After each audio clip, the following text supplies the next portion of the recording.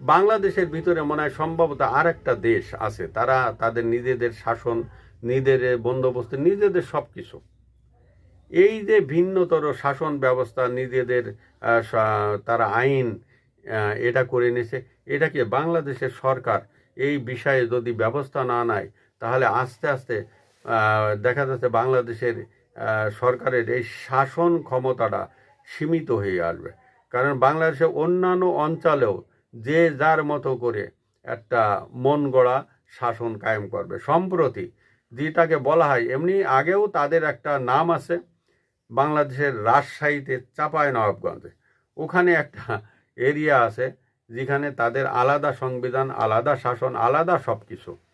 সেখানে একটা এলাকায় গান বাজনা নিষিদ্ধ করা হয়েছে, একটা মসজিদের ইমাম সাহেব, সেখানে গান বাজনা নিষিদ্ধ করা হয়েছে, বাদ্যযন্ত্র নিষিদ্ধ করা হয়েছে। কোনো বিয়ে, কোনো বনভোজন বা কোনো ফেরিওয়ালা, রাস্তা দিয়ে যে ফেরিওয়ালা যাবে সেখানে গান বাজাইতে বাজাইতে কোনো মাল টাল বিক্রি করতে পারবে না এবং কোনো কিছু করতে পারবে না। এমনকি এই যে স্বাধীনতা দিবস, বিজয় দিবস, 21শে ফেব্রুয়ারিতে যে দেশের গান টান বাজানো হয়, এগুলো কোনো কিছুই তারা পারবে না, এগুলো কোনো কিছু পারবে না। এবং এখানকার এই মসজিদের ইমাম সাহেব এবং মসজিদের যে হুজুর আছে, বিশেষ করে ইমাম সাহেবের নেতৃত্বে তিনি এলাকার অন্যান্য লোকজনকে ডেকে এই ফতোয়াটা দিছেন।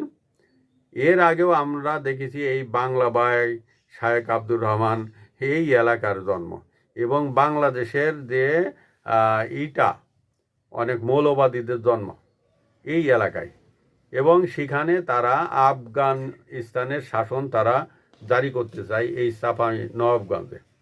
এই ইমাম সাহেবের মতন এর আগে বাংলা ভাইও ওই এলাকায় তার নিজস্ব শাসন ব্যবস্থা তারা চালু করেছিল।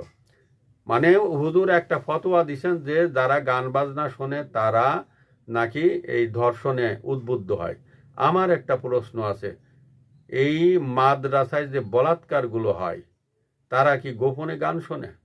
তারা এই বলাৎকারে উৎসাহিত হয় কোন শক্তির বলে?